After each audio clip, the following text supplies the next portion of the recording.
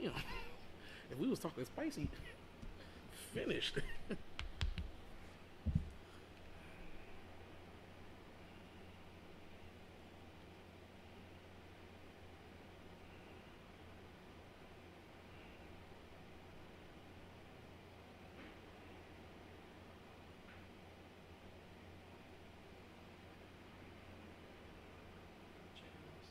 You got James 3 and 7?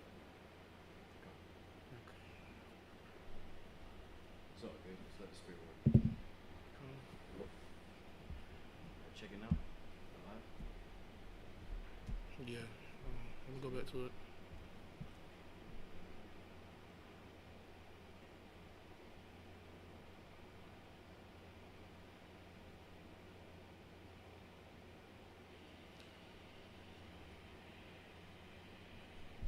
Check. Hallelujah. Okay, calm. We good. Check. Yeah.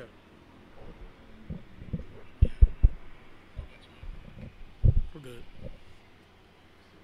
Yeah, we're good. We're good. I can hear you too. Testing. 1, 2. Testing. Oh, wait, nothing comes from my phone. Check. It's a light.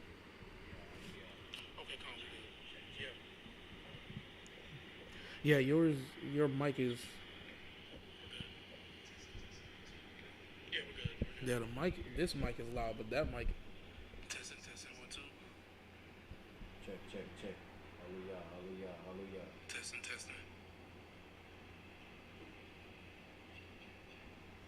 It's a light.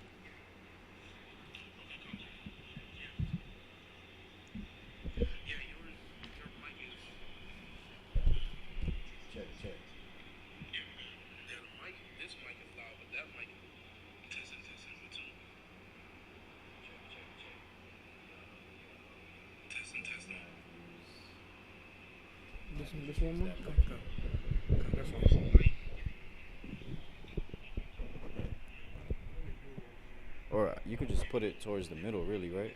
And just spin it this way, spin it that way.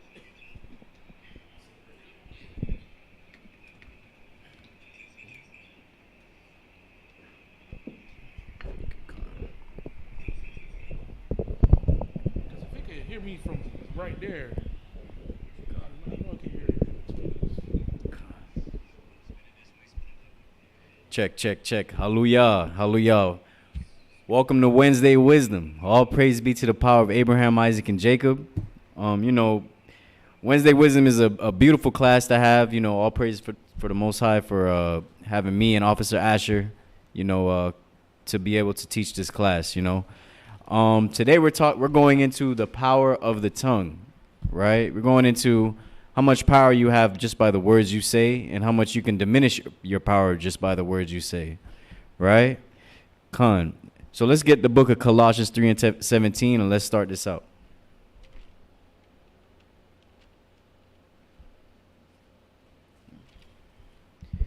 And Salak family, we having some issues with the mic. We got to get this stuff together.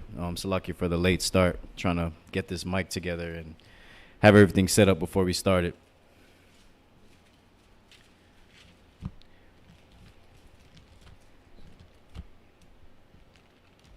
And Shabbat Shalom to everybody coming in. All praise be to the power of Abraham, Isaac, and Jacob.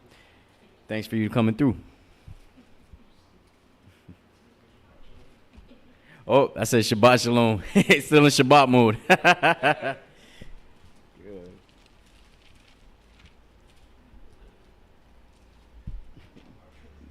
They're like, dang, he in the lunar Sabbath? And remember to tune in tomorrow. We have the new moon tomorrow night. Make sure y'all tune in tomorrow for the new moon service as well.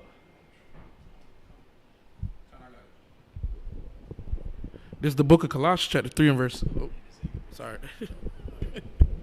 This is the book of Colossians, chapter 3 and verse 17.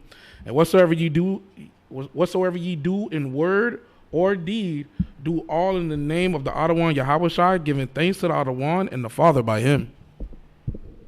So everything we do in word or deed, we going to do all in the name of Hamashiach Yahushua. I chose this class, the power of the tongue, is because I feel like it's something that we all need to work on. from the greatest of us to the least of us, right? You know, sometimes I may slip by the tongue. You know, sometimes Asher may slip by the tongue, right? So I feel like this is a beautiful class for us to go over. Even if you've heard these scriptures again, you know, I always say, do scriptures have an expiration date? You know, because brothers be like, you know, he brought that out before, or I heard this already, right? But I'll read the scriptures over and over again and get something new out of it, every now and again, you know. So you may see something new, or you may see another perspective by going into it this time, right? So Khan, we you already brought out Colossians, right? Khan, all praises. So let's go to James 3:3. Let's start out with James. Let's set the tone. Let's set the tone with James 3:3. Dang, I wish I had another mic. Check. Let me see something. Let me see if I can get something to work. Properties.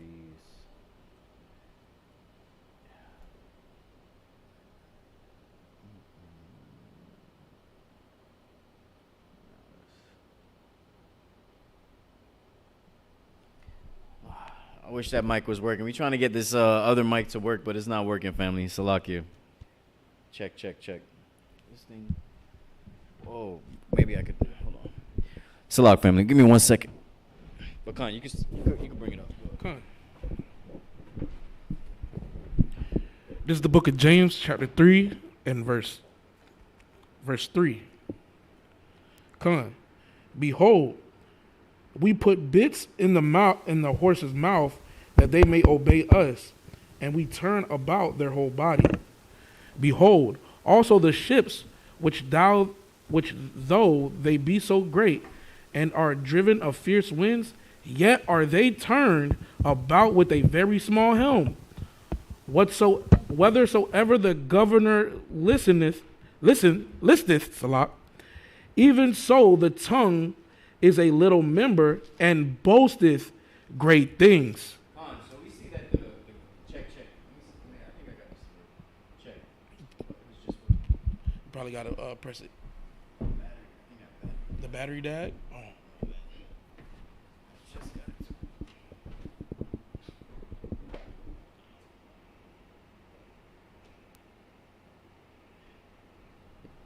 Got it working?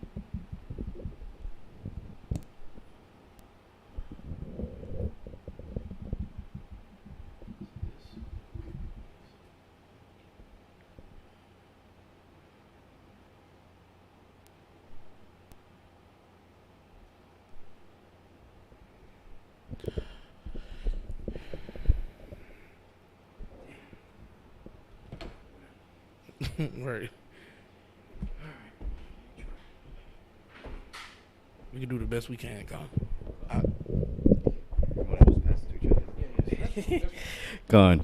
All right, Con. We're trying to get this mic to work so you have two mics, you know, make it easier, but we're going to get that straightened out after the class, you know. But, Con, so read James 3:3 one more time, family. This is the book of James, chapter 3 and verse 3. Behold, we put bits in the horse's mouth that they may obey us, and we turn. Salah. Behold, we put bits in the horse's mouth that they may obey us, and we turn about their whole body.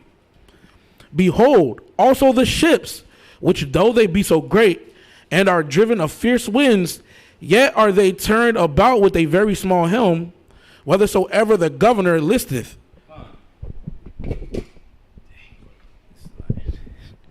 Con. So we see here that the bits in the horse's mouth, we see that the bits is a small thing, man, but it controls the horse. You know, we know that our tongue is something very small, but it controls the things that come out of your mouth. Because, you know, big things can come out of your mouth, right? Just like the scripture's going into right now, talking about the bits on the horse, right? So let's look at a bit real quick and see how small that bit is so we can put that into perspective, right? Let's see here. Get that. This mic situation is definitely. I wish we could fix this, man. It's trying. Yeah, it's definitely trying. Right. So, let me bring up that bit real fast. Share. Okay.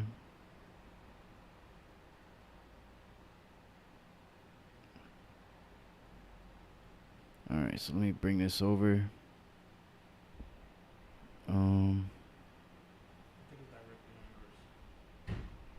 No, that's not mine.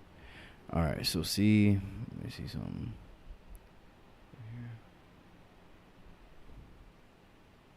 All right, go here, active monitor. Okay, over here.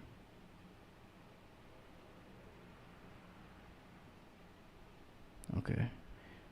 Salakia family. Trying to bring up this bit. Nope.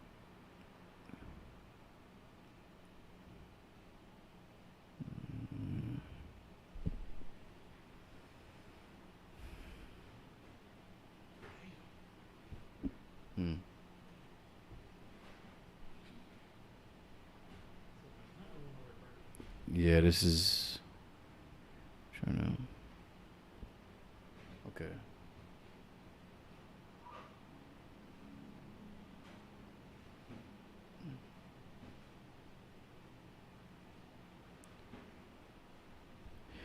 Khan. Salak family, 1 second. Hold on, give me 1 second.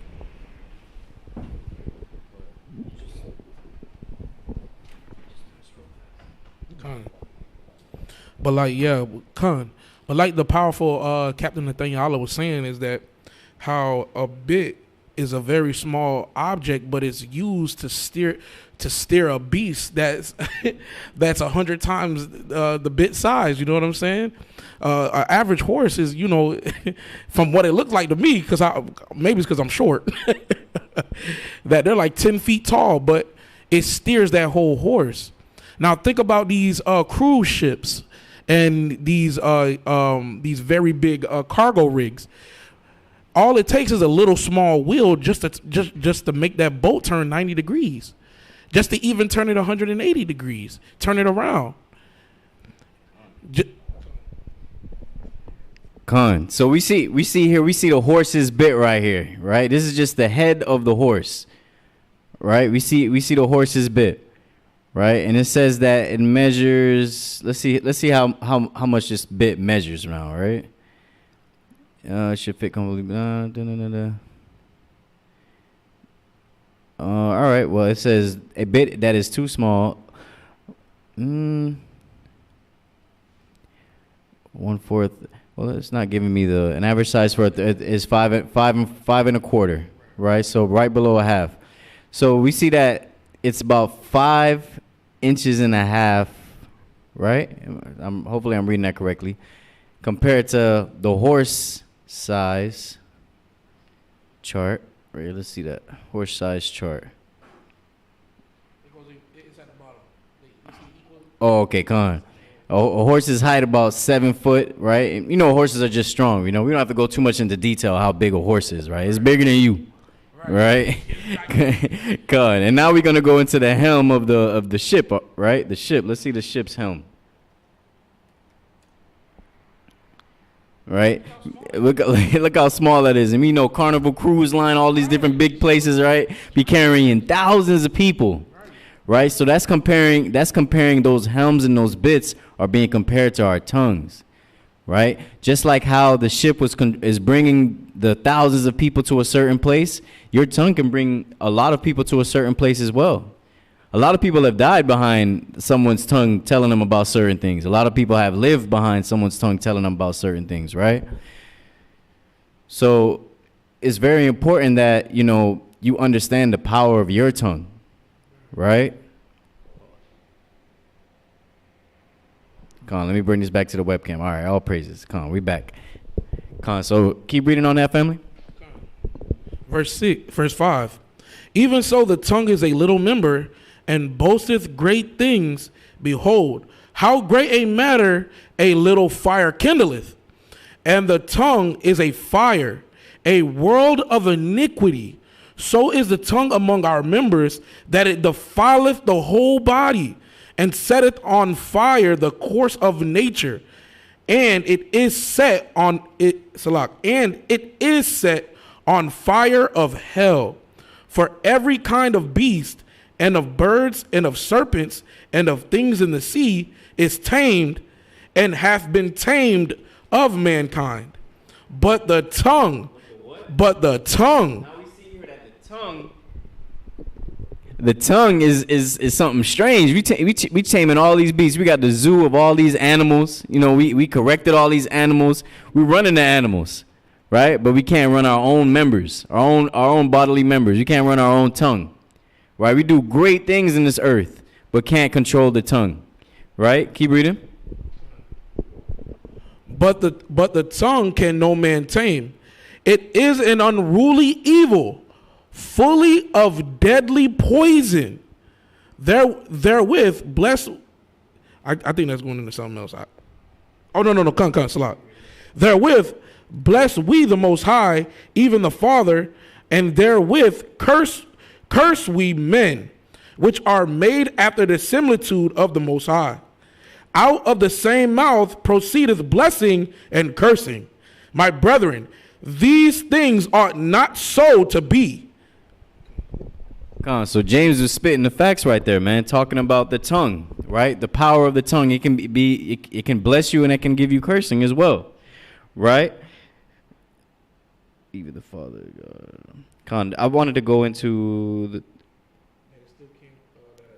Yeah, that is still, it cannot be tamed as well. Like that's very powerful, man. That the tongue cannot be tamed, right? It's like it's almost as if the tongue has its own spirit with it. Right, that it can't be tamed, right? You can only curtail it, because you know, for me, I like to think about certain things before I say them, but sometimes I don't. When I do say things that I don't mean, it just takes things in a whole nother direction. And now you looking back like, dang, how did we even get here? We talking about this now, right? Because of the tongue. The tongue could bring you in on a whole journey, and then you don't even remember how you even got there. It's like the tongue is your own the tongue is like I'm thinking about all kind of concepts in my head. Like you just went out, you had a couple drinks. Now the tongue bringing you all kind of places, like the taxi driver. You get in the taxi, now the taxi bringing you all types of different places. You wondering how you even got here in the first place, right? You know, hopefully y'all understand or catch my drift what I'm trying to say, right? So let's go to Colossians 4:6. Right, so we see here that the tongue is a very, very powerful, where it can set up blessings and it can set up cursings, right? And the one thing about the tongue being so powerful, you know, even in the truth, we have to be mindful of how we speak to one another or how we talk to one another, because we can cause somebody to fall out the truth by the things we say, or we could bring somebody into the truth by the things we say. So we have to be very mindful of how we speak and talk to one another, because we may offend a brother or a sister in the truth, and we may not know that. You know what I'm saying? We may think it's nothing, but to them it could be something. So we have to be very cautious on how we speak to one another and how we deal with one another. You know what I'm saying? In the truth, because it's very vital. Because if you look out, even in the world, a lot of people die just by words alone. Gunfights, just by looking at each other. But even the words, just by the. When they do look at each other, the things that come out their mouth ain't seasoned with salt. Right. When they do look at each other, they say, "What's good, Nick? Right. You got a problem, Nick?" Right. There's even one saying when you know a fight about to go down. When you hear a brother say, "I don't give a damn about none of that," when you hear a brother say that, he ready to fight at that point. There's no words that's going to be able to calm him back down once he say those very few words. Come on. So let's get Colossians 4:6. Oh my gosh. Dang. This mic situation is crazy. Let me get this.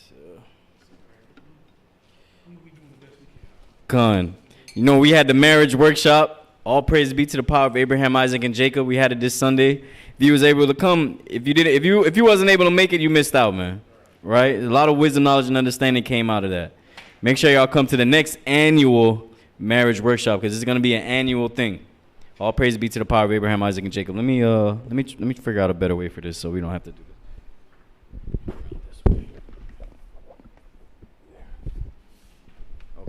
There you go. Because boy, we was doing gymnastics over the frankincense and myrrh, doing all kind of front flips with the mic. Go ahead. 4:6. This is the book of Colossians chapter 4 and verse 6. Let your speech be always with grace, seasoned with salt. Let your speech be with what? Always with what? Always with grace. So we're going into that speech. With that speech being always with grace. What does that mean? What do you think that means? Right? Your speech being always with grace.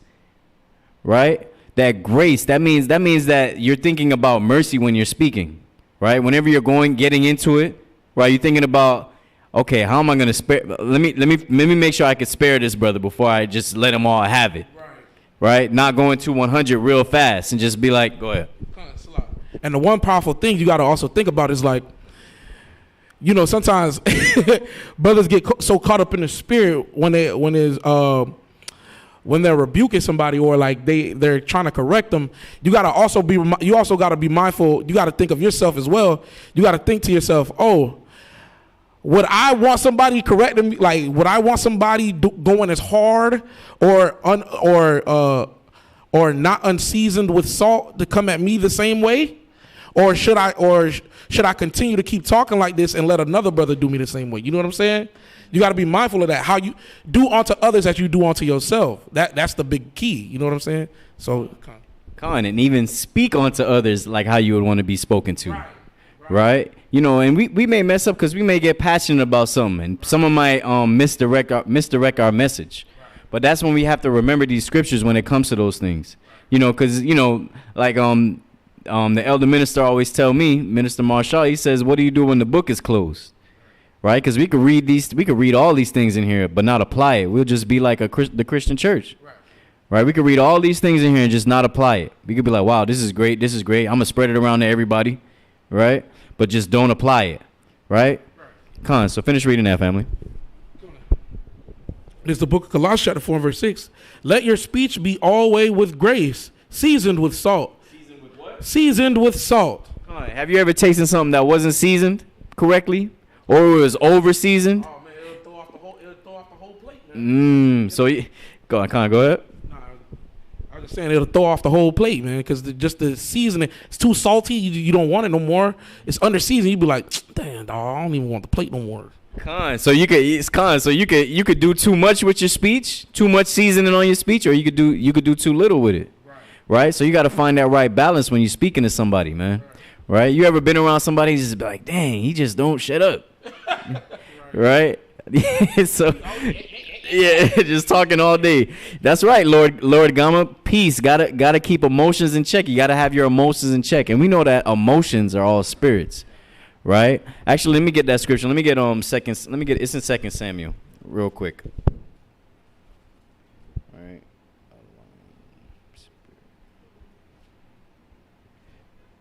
Spirit KJV. First Kings, Second Kings, Salak. 2 Kings? Yeah, 2 Kings. 1 Kings 22 and 21. 1 Kings 22 and 21. Come. We know that these different emotions are spirits. Like, you know, the spirit of joy, the spirit of sadness. Why is your countenance looking like this?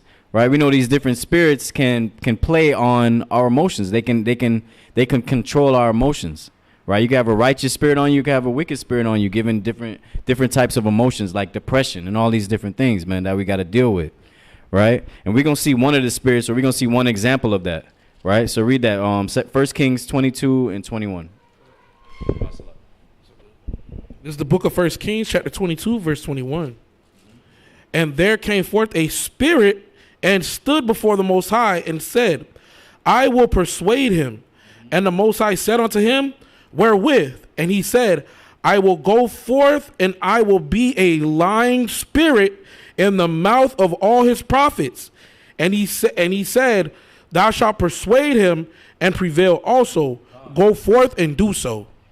So we see that spirit was a lying spirit, right? And you know that those different spirits can give you different emotions. Just showing you an example that spirits are emotions, right?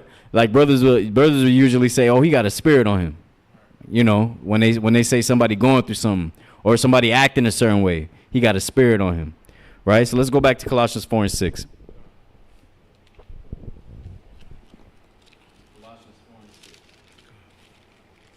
This is the book of Colossians chapter 4 and verse 6.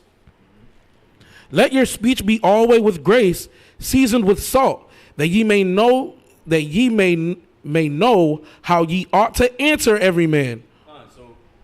When you're speaking with somebody, man, just have mercy, man. Right? If they say something that you don't like, right, have mercy on that person, right? Because you may have said something to somebody that they don't like. You want to be treated a certain way too. So just make sure that you're being respectful as you're speaking to people. It's easier said than done, but sometimes you have to like internalize the things that you're receiving instead of bringing it right back at them. You know what I'm saying? So let's go to Sirach chapter 28 and verse 12. Sirach 28 and 12. Or Ecclesiasticus, right?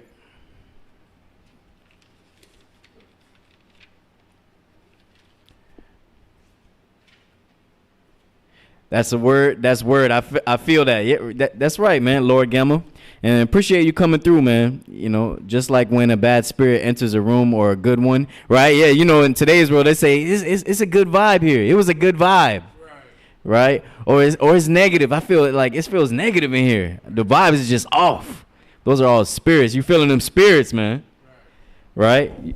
Con, so go ahead. Sorry, 28 verse 12. Con, this is the book of Ecclesiastes chapter 28 and verse 12. If thou blow the spark, it shall burn. If thou spit on it, it shall be quenched. And both these come out of thy mouth. Let's break that down now. Let's break that down. It says, if you blow on the spark, it shall burn. So when you have a fire, right? Or you're trying to create a fire, because it's just a spark. You see the people on the little Naked and Alone, they in the woods, and they doing the little thing with the whatever, the shrubs or whatever, trying to create that fire. What do they do next? They see a little spark on the little shrubs. They start to blow on it to make that fire come up, right? Or you can put out the fire with the same tongue by your spit and quench the fire, right? So you can see something, you can see a certain situation, and you can either make that situation get worse, or you can make it better by by tossing the whole fire out, by getting rid of it, right? And Sirach is giving us this wisdom here by showing us that, like, how much power we have. Do you know everybody thinks it's like whatever. Everybody thinks that strength and hitting somebody and getting big and all these different things is power.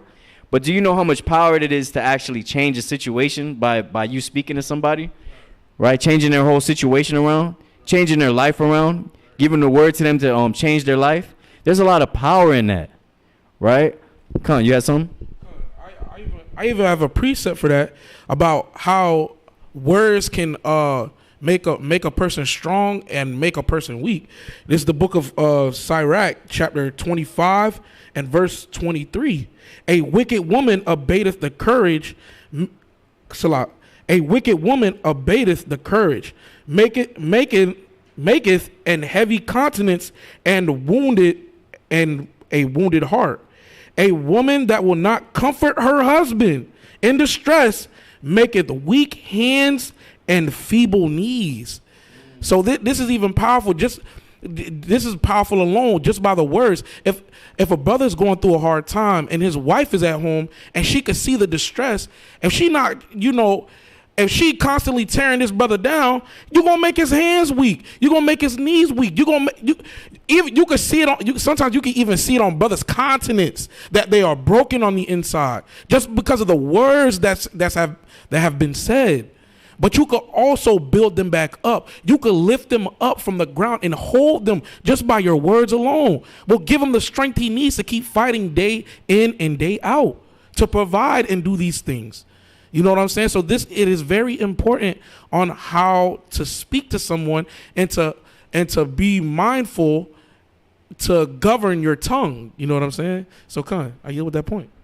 Khan, and just what the powerful officer was just going into is talking about you and your woman being a team, right? And when, I don't know if you ever play football, basketball, and you have that negative person on your team, it's like, dang, I don't even want to run a play with this man because he's being so negative. They call that the cancer.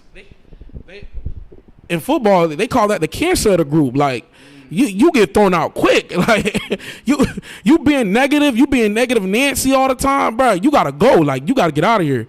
Cause what you gonna do is you gonna mess up the morale of the rest of the team. If we down by a touchdown and you talk about, dang dog, we only got a minute left, bro. We ain't gonna win, bro. We ain't gonna win, bro. Brothers gonna start believing that. They're gonna be. It's gonna have to take that one brother to say, hey, bro, you gonna have to get the heck up on out of here, bro.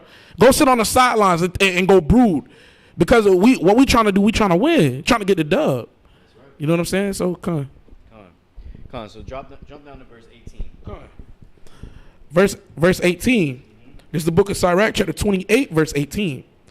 Many have fallen by the edge of the sword, but not so many as have fallen by the tongue. So the tongue has more victories than the sword, man. Right? Just going into that power of the tongue, man. Right? The tongue has more victories than the sword itself. Right?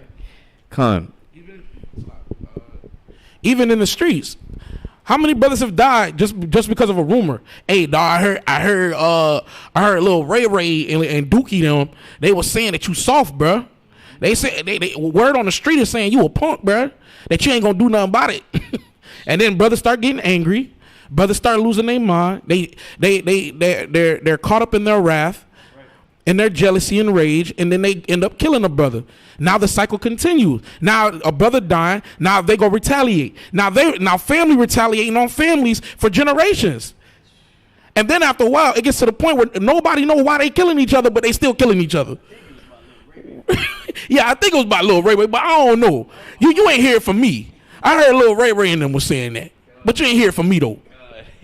God, I keep saying Shabbat Shalom. Still in Shabbat Shalom. Shalom to Officer Barazal and the powerful brother Richard Morantis, man. Good to see you, man. Always a pleasure to see you. Always a pleasure to have you coming through the school too as well, right? And we got the powerful Officer Barazal as well, man. Always a pleasure, man. So drop down to verse 25 on that same chapter, right? This is the book of Sirach, chapter 28 and verse 25.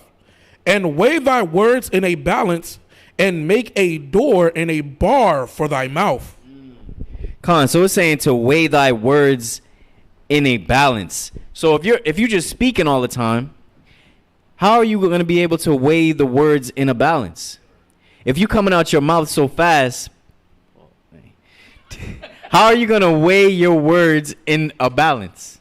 Right? If you speaking all the time, like how are you going to be able to see the situation? Right? Sometimes you got to sit back and watch and actually understand. Listen, hear it out. Right? I know your thoughts getting loud. I know they screaming at you to say this. I know you burning up inside. But make sure you weigh that fire, those two fires going on in your mind. Weigh them things in a balance. Right? You have to Shalom, Sister Zephaniah, right? And Barzal, we definitely gonna get that precept for you. 1 second, right? So if you don't weigh your words in a balance, like even when let's say you speaking to somebody, right, and you end up getting real just quiet, and then you're like, everything okay, or they waiting for a response, or just tell them, hold on, I'm weighing my words in the balance. Right. I'm weighing the words in the balance. Give me a second. Let me just weigh these words in a balance before I just say something that I don't even want to say or portray. And this English language that we have, with there, and there can mean 2-3 different things. Right. Right? So first of all, we got to weigh our words in the balance, and we got to look out for the words that we're saying, because these words can mean something else to the different person. Right? And that's why I say I don't like texting, because even texting itself, you putting those words on somebody, and they're gonna take your words and then throw it. So it's like, well, I thought you meant this. The tone.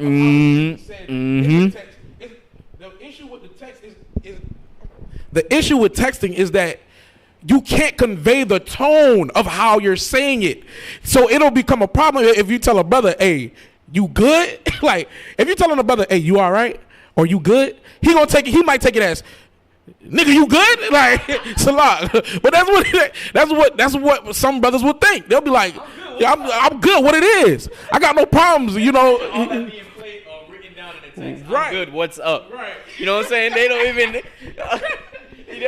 that could be taken all kind of different ways. Communication. Right. And most of our family members, and you know, even people we deal with in the truth, like they don't understand where we be coming from with our words, so they everything could be a miscommunication to them, right? And they're already assuming things, right? So that's why it's very important to weigh your words in the balance, right? So let's get Bar Rezal's precept, Proverbs 20 and 19.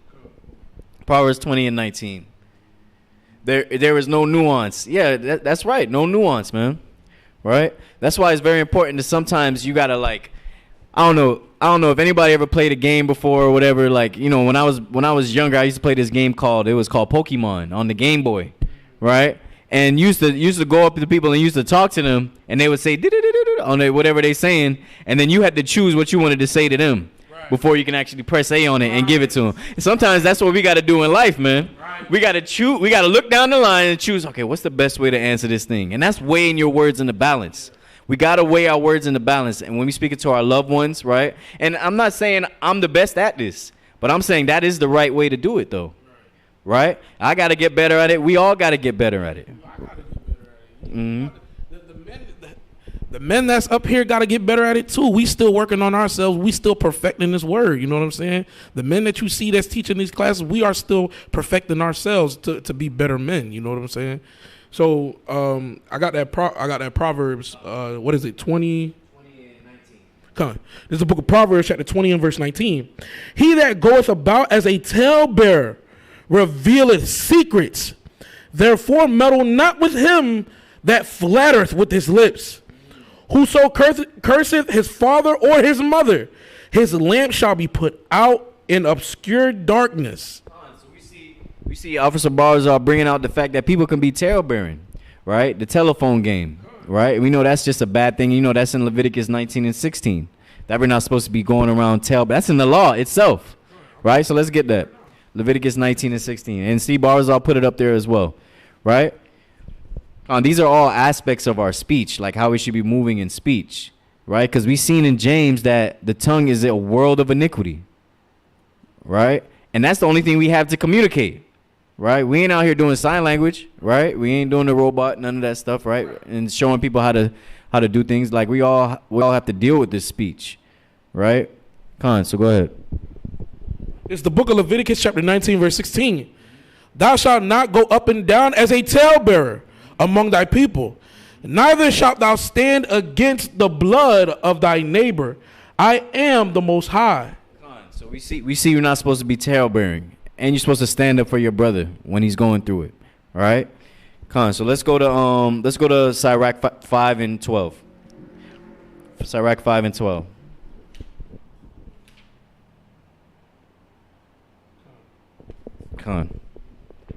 This is the book of Sirach, Ecclesiasticus, chapter 5 and verse 12. If thou hast understanding, answer thy neighbor. If not, lay thy hand upon thy mouth. So we see here, if you have understanding, then answer. If you don't even worry about it. Be like, I don't know that. Or if there's something, let's say somebody's asking you a question about something, you don't have understanding on it. Be like, that's a good question. Let me get some more understanding on it, and I'm gonna get back to you. Like even when it comes to the word and stuff, like don't just be speaking out your mouth if you don't know something. Go ahead. Because if you're trying to give somebody wisdom, you know what I'm saying?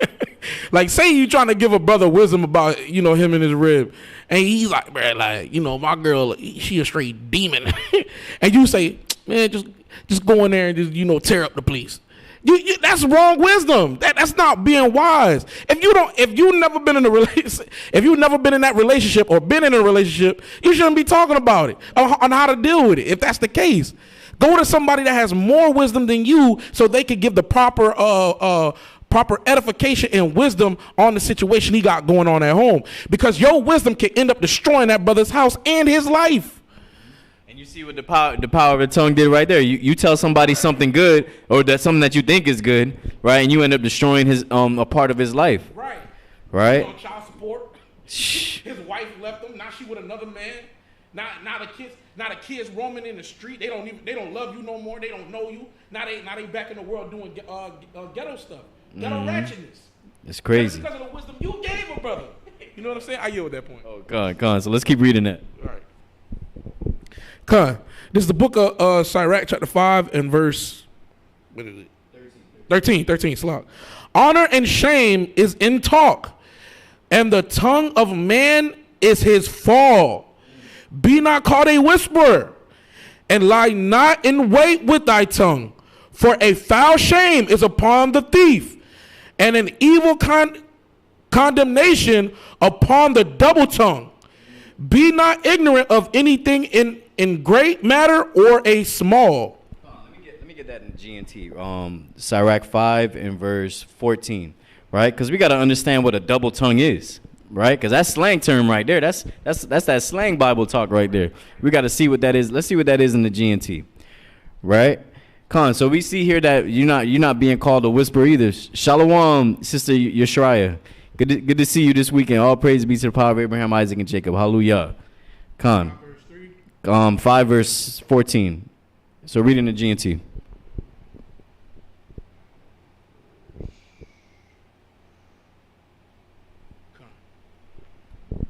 It's the book of Ecclesiastes, chapter 5 and verse 14.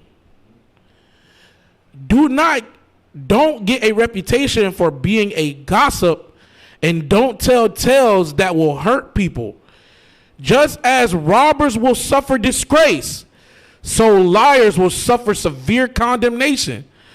Do nothing destructive, whether it seems insignificant or not. So we see that a liar is compared to someone as a thief too, right? So let's get Sirach 27 and verse 4. There's a lot of wisdom in Sirach, man. 27 and verse 4.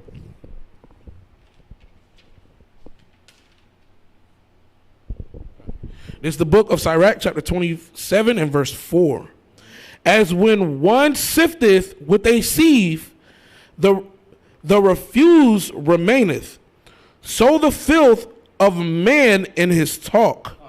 So let's get some understanding on that. As one sifteth with the sieve. The sieve is something that let's say you're trying to look for gold, and you have that it's like a thing where you're shaking back and forth until all the rocks fall to the bottom, and all you're left with is just the pure things that you want, like a filter.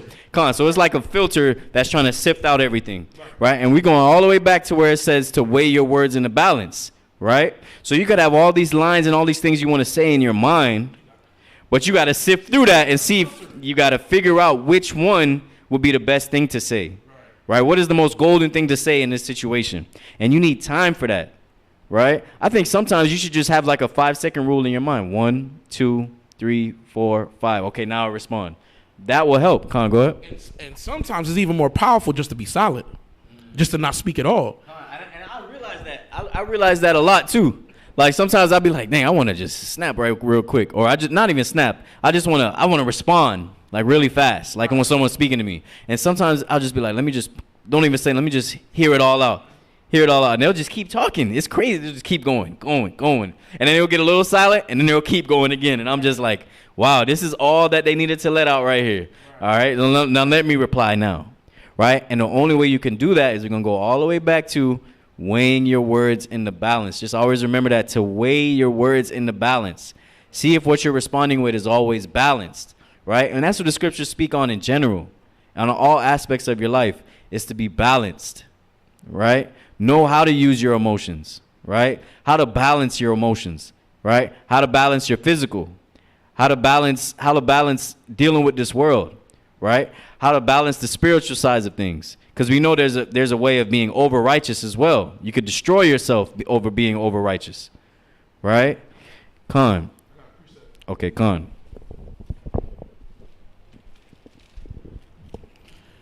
This is the book of Proverbs, chapter 17 and verse 28. Even a fool, when he holdeth his peace, is counted wise, and he that shutteth his lips is esteemed as a man of understanding. And sometimes you probably wouldn't even understand, but you just esteemed as a man of understanding. Right. Wow, he ain't even give me an answer yet, but I know he know what's up. Yeah, because the way he looking at stuff. Yeah. Tell me he knows something. Mm-hmm. And you be waiting for the answer from that person. They don't know nothing about it. They just give you whatever. Good. Because the scriptures say you're esteemed. Right. That means you're looked at as someone who has understanding just by not saying nothing. And what's so also very powerful is that when there's a brother that don't speak a lot, when he's ready to speak, it seems like everybody stopped to hear this brother speak. Because you just think in your head, he's going to drop a jewel on everybody's head top.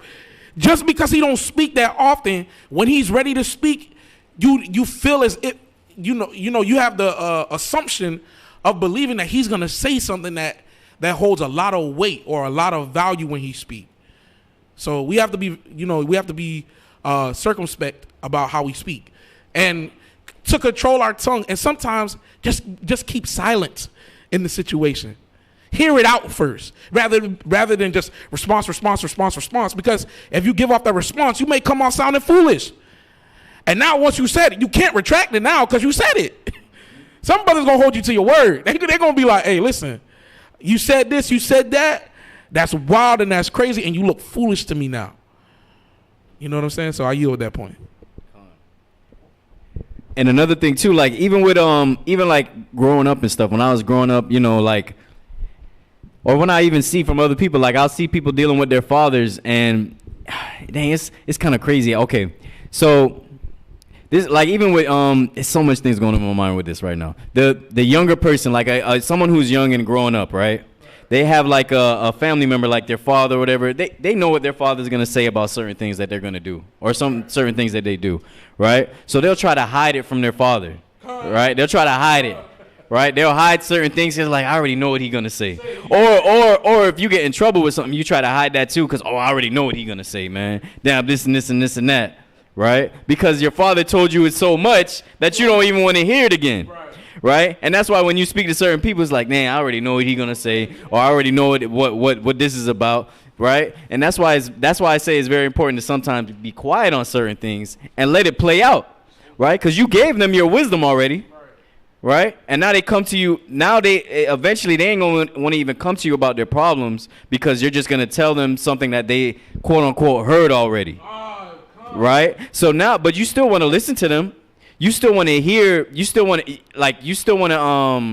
hear their problems, right? But sometimes they don't even want the solution, right? Sometimes they don't want this man. So you want to hear their problems, but sometimes they don't want the solution, right?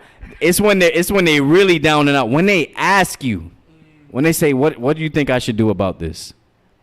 That's when you give them the solution.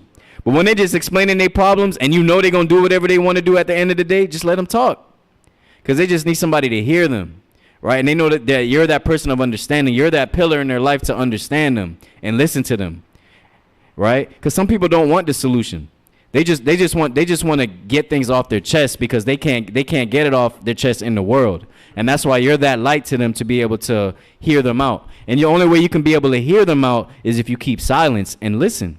Instead of trying to fix it, sometimes you just got to be that counselor when that person's on that couch and just listening and taking notes of things, right? You can take notes of things. And sometimes it's sad to say, but sometimes they have to fall for you then to be like, okay, here's the way, right? They have to exhaust their options, right, to finally realize that your option was the best option that they should have done in the first place. Yeah, right. Just like with the Most High, right? We think we can go outside of the Most High and think it's okay to do what we want to do, right? And the Most High already gave us the way hundreds of times and explained it hundreds of times in the scriptures. Keep the commandments. That's all you do. Keep the commandments, right? And we still think like, oh, this is okay. We could do this and this and there. And you end up landing and falling. And then you be like, dang, I should have just did this in the first place, right? But the Most High sat there and watched you fall. He ain't help you in that situation, because he wants you to learn that, like, hey, this is the way. This is the right way. There's no other way, right? You got fire on one side, you got that water on the other side, right? You can't go outside of that, right? Come on. Even in Proverbs chapter 1, it even talks about how the Most High called us and we refused, and we're venting onto the Most High. We got issues, we got problems, but We didn't want to listen to the Most High's solution to the problems, but we venting to the Most High about our problems, but we don't want to take the solution and the answer and not. And he's like, you know what? I'm just going the heck with it. I'm just going to let you feel it first. I'm going to let you fall so you understand that I'm the only way for you, that I'm going to be the one that's going to help you for this solution. Just keep my commandments. That's all you got to do.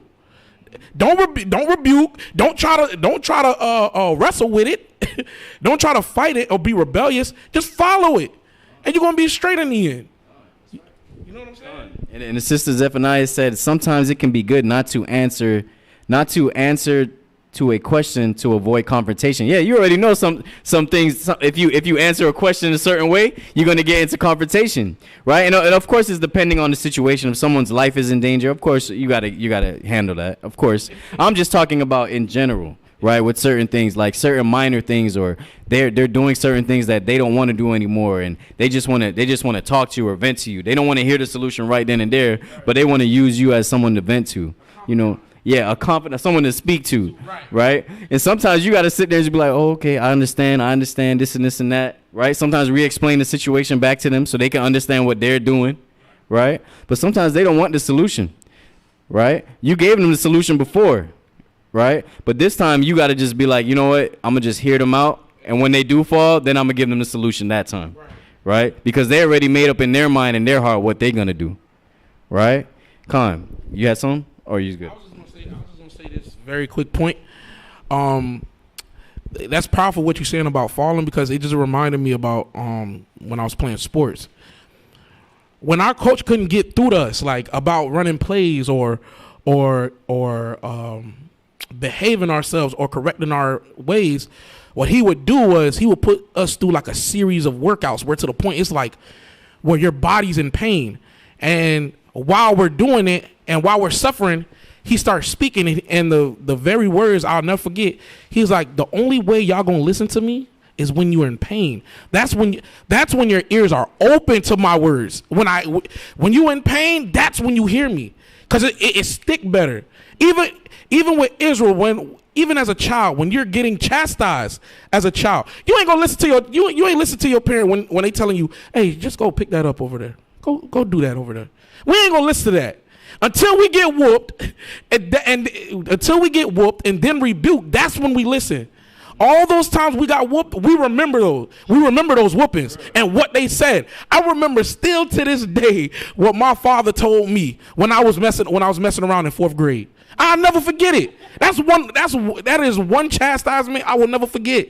I knew the color what he was wearing. I knew the pant, the type of pants, the boots, the certain hat. It was a Kangaloo hat. You know what I'm saying? You don't forget that, and what he told me. If you don't correct yourself, you're gonna either end up in two places, dead or in jail, and it's stuck with me ever since that day. You know what I'm saying? So come on. And Salak, brother, Zephaniah, Salak family, Salak. I didn't know you were brother. Salak. I'm going off. Salakia family. Khan. So let's get Sirach chapter 19 and verse 6. And shalom to the powerful Captain Shemaiwan. Good to see you, family. Good to see you. Hallelujah. All praises. He up there in the treasure coast, bringing out the word to our people in the treasure coast. Hallelujah. 19 verse 6. Yeah, Khan. It's the book of Ecclesiastes, chapter 19 and verse 6. He that can rule his tongue shall live without strife. So, Khan, so he that can govern his tongue shall live without strife. What does that mean? Let's see what the word strife means real fast. Let me go into that real quick, because we don't use. I've been strifing with that brother lately, and lately we've been going through some things. Right? Let's see what the word strife means.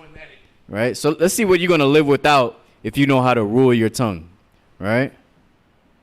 1 second. Bitter disagreement over fundamental issues.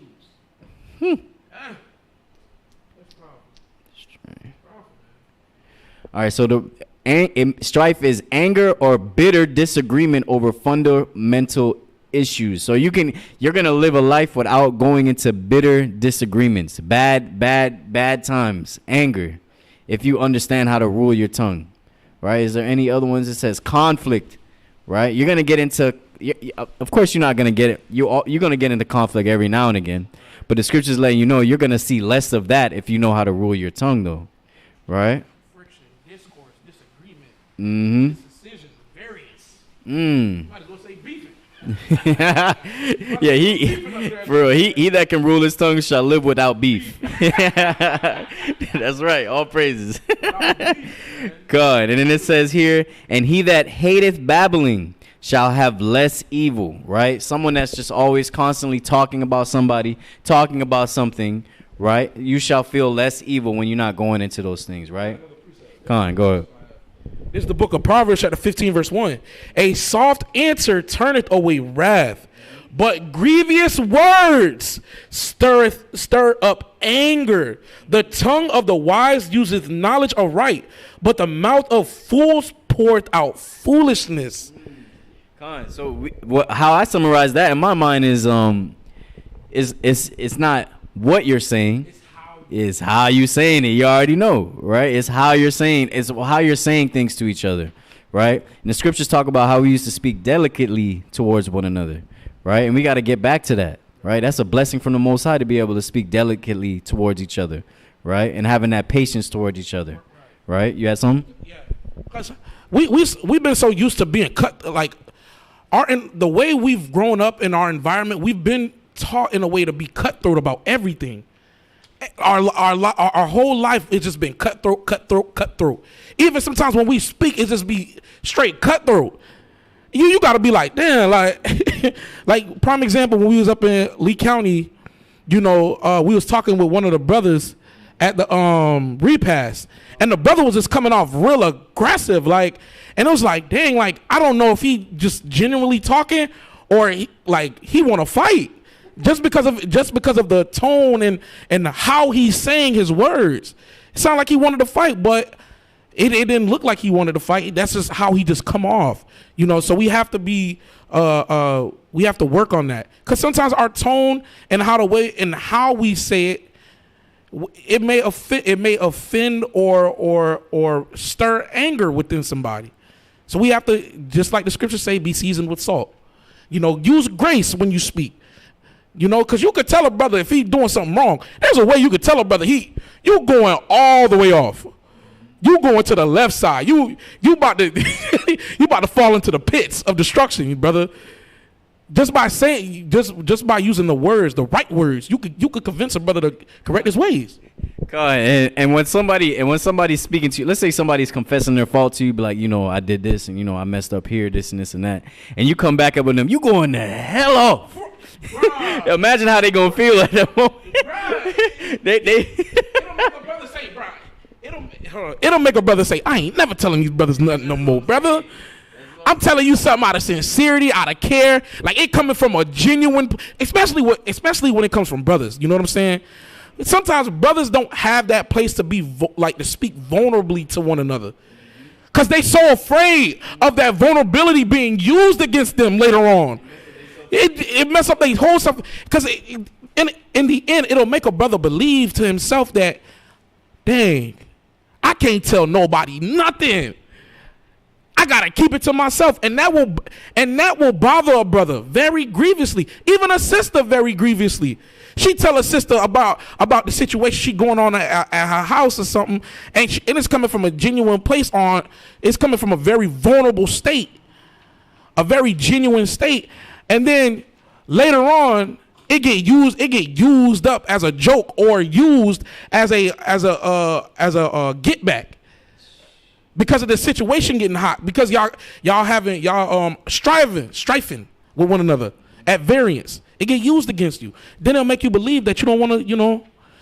I can't tell nobody nothing. I can't really tell people how I'm really feeling inside. But we have to work on that. We have to seriously work on that, because if we're talking about building a nation and building a community and keeping the commandments of the Most High, we have to be able to be good confidants to one another, not being a talebearer about each other, not using people's vulnerabilities as a joke sometimes, because that thing that they're very vulnerable, that thing that they're speaking to you is coming from a vulnerable place. They will never want to speak to you again about it. So you have to be very mindful of what we have to be very mindful of how we take on people's words when they tell us things. You know what I'm saying? If that makes sense. No, So I yield with that point. Salat. Con, and Con, it's all good. It's all good, family. So basically, what he's saying is like when someone's speaking to you about something personal, just make sure you understand that that's something personal. Right. Right. So let's go back. Let's go to Sirach chapter 32 and verse 8, real fast. Sirach chapter 32 and verse 8. You know the wisdom of Sirach is beautiful. Right? When you read that first chapter, it tells you all about how he got all this wisdom by understanding the law to the best of his ability. Right? So go ahead. This is the book of Ecclesiastes, chapter 32 and verse 8. Let thy speech be sure. Let thy speech be sure. Comprehending much in few words. When you're speaking, you're speaking to make somebody comprehend much with just a few words you're bringing out. Right, and that's an actual talent. Right. That's an art. Right. What they call it? The gift of what? The gift of gab. They call that. Right, being able to make somebody comprehend a lot just by giving them a few sentences.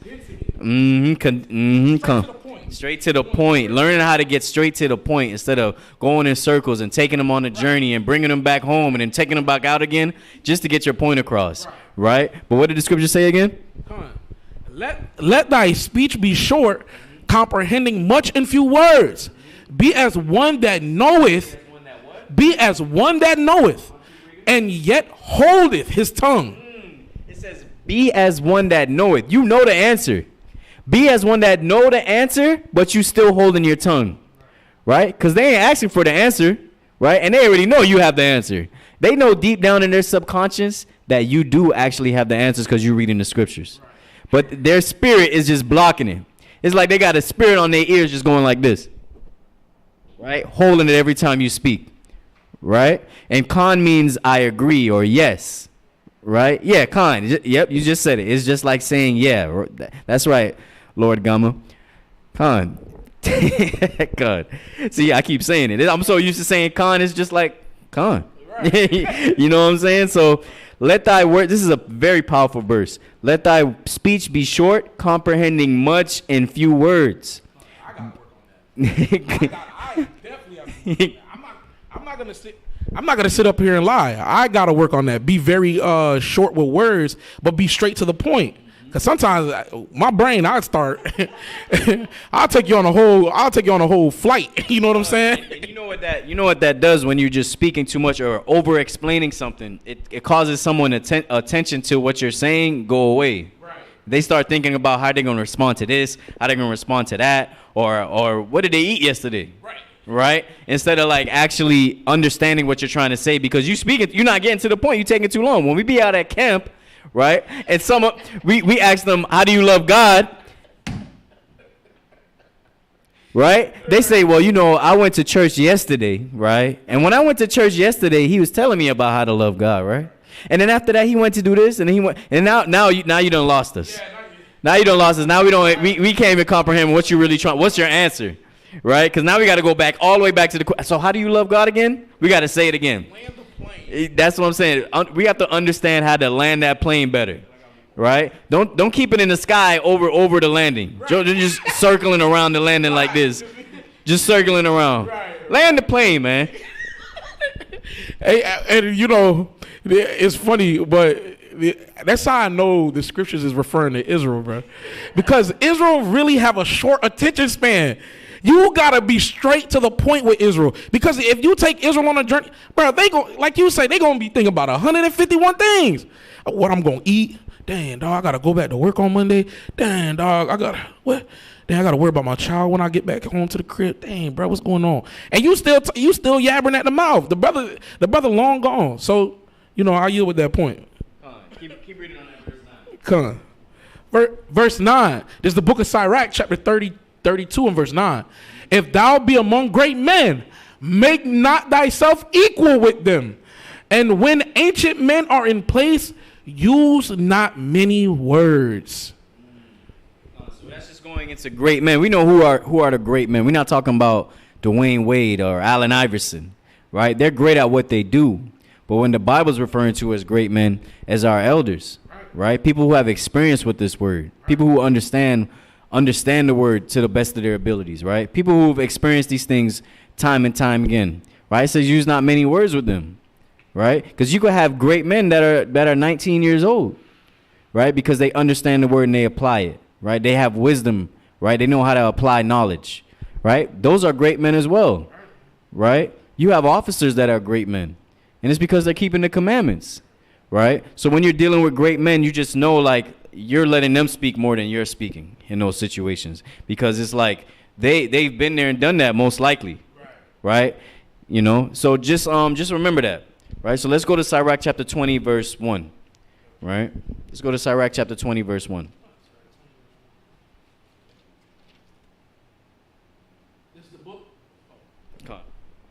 This is the book of Ecclesiastes, chapter 20 and verse 1. There is a reproof that is not comely. Again, some man holdeth his tongue, and he is wise. It is much better to reprove than to be angry secretly. And he that confesseth his fault shall be preserved from hurt. How? So it says he that confesses his fault is going to be preserved from hurt. And how are you going to confess his fault if you already just jumping on him as soon as he confesses his fault? You got to understand how to deal with those situations, man. Right? And like the scripture said earlier, it says, be that one that knoweth the answer, but holdeth his tongue. There's a time and place to give that answer. We got to remember that. Right? And you'll know when it's the right time to give that answer. Right? And you'll know when you gave that answer too fast. Right? You'll know when you gave that answer at the wrong time. Right? So like for example, like someone's crying and telling you these things, and they're going through it in their mind and this and that. That's the time when you're supposed to just listen and hear them out. Right? When they've calmed down, they relax, maybe the next day you be like, hey, how everything going? Right? Now they have a level head, they can talk about it now. Now you can give that answer. Right? It's a lot easier that way. Right? It's a lot easier for them that way. Not in the time when they're just frantic and their mind's just all over the place. They're not going to receive that answer at that time. Right? So let's jump down to verse 5. This is the book of Sirach, chapter 20 and verse 5. There is one that keepeth silence. We're going into it again. You keep in silence and is found what? There is one that keepeth silence and is found wise. And another by much babbling becometh hateful. I don't even want to deal with him. You talk too much. Talk to them. I don't them. even tell him nothing because I know he's going to go tell everybody else about it. Right. He's going to go explain to everybody else my situation. Right? And that's tale-bearing too. You're not supposed to be doing that. Come on, so keep reading. Con. Verse 6. So man hath holdeth his tongue, because he hath not to answer, and some keepeth silence, knowing his time. Knowing what? Knowing his time. You got to know the time. You got to know the time when to speak, the time when not to speak. Right? And I know it's very hard. I know it's hard. I know it's hard to do something like that. But it can be done. All you have to do is just that right there. That's all you got to do. Don't speak in certain moments. Just relax. Relax. It's okay. Calm down. It's okay. Right? So read down to verse 8. Or you can keep reading from verse 6. A wise man will hold his tongue till he see opportunity. But till he see opportunity. I'm not just saying this just to say it. Right? It says a wise man holdeth his tongue till he see the opportunity. Right? You at the family gathering. You see your brother that's not in the truth going off, and you just going in on him, letting him have it. But you at a place where everybody's supposed to be marrying with joy. Right? You changing the vibration of that. Right? There's a time and a place to bring those stuff out. You messing up the vibe. You're not using wisdom. You're not using the wisdom of knowing the right opportunity. Right? Because you could defer somebody from the truth by doing that. Right? Come on, so keep reading. But a babbler and a fool will regard no time. So right here, the scripture's saying you're a babbler and a fool when you're not regarding the right time to say certain things. Right? Keep reading. He that useth many words shall be abhorred, and he that taketh to himself authority therein shall be hated. Jump down to verse 18. Verse 18. To slip upon a pavement is better than to slip with the tongue. It's better to fall on your face on the concrete than to slip with your tongue. Right? Keep reading. So the fall of the wicked shall come speedily. An unseasonable tale will always be in the mouth of the unwise. Unseasonable tale. So you just got a story that's just out of season.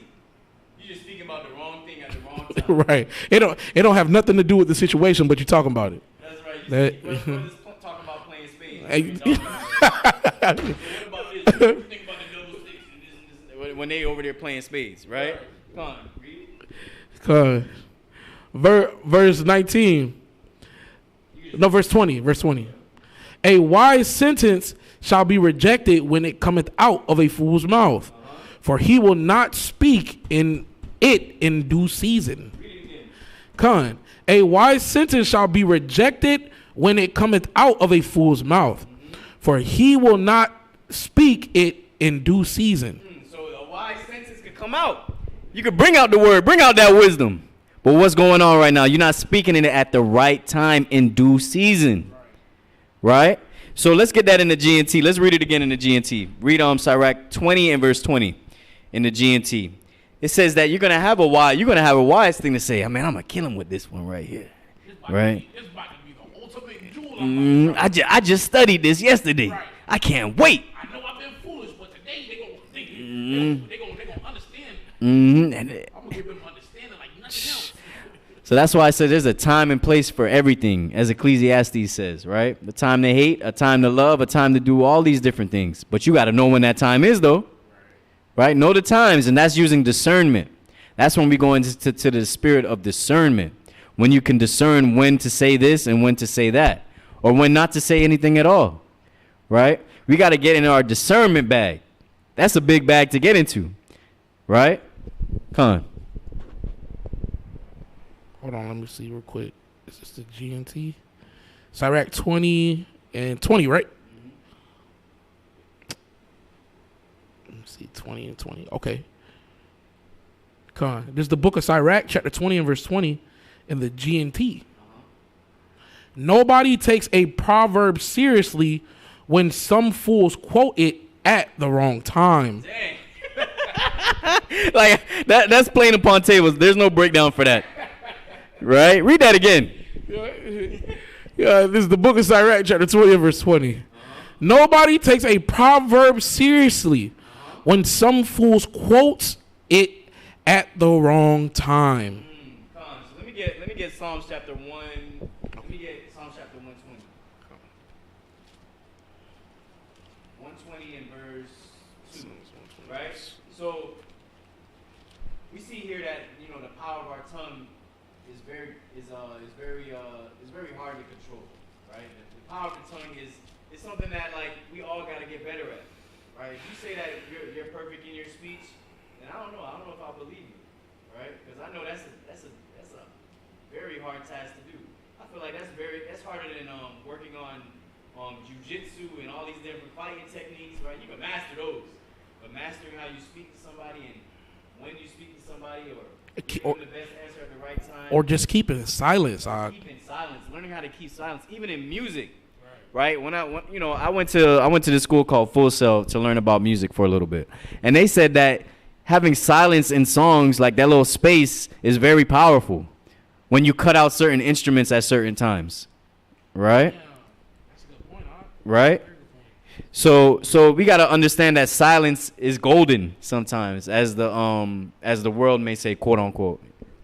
Right? So let's get an let's read Psalms 20, 120 and 2, right? Because we know that we can pray for these things. We can pray to have our speech perfected, right? The Most High can do these things, right? And this is what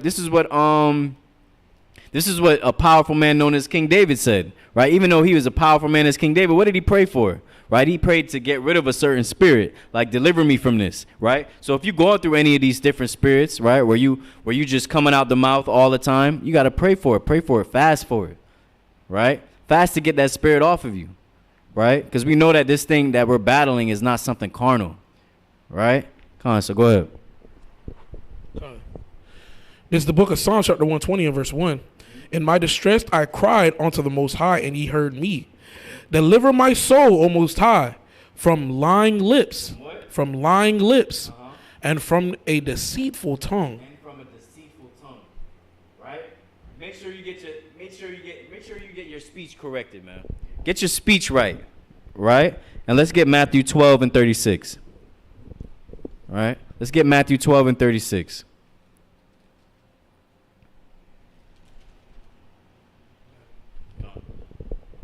This is the book of Matthew, chapter 12 and verse 36.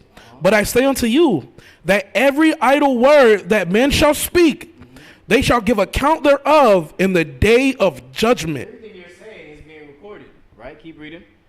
For by thy words thou shalt be justified, and by thy words by thy words thou shalt be condemned. So you can be blessed from your words, or you can be cursed by your words, right? Choose one, right?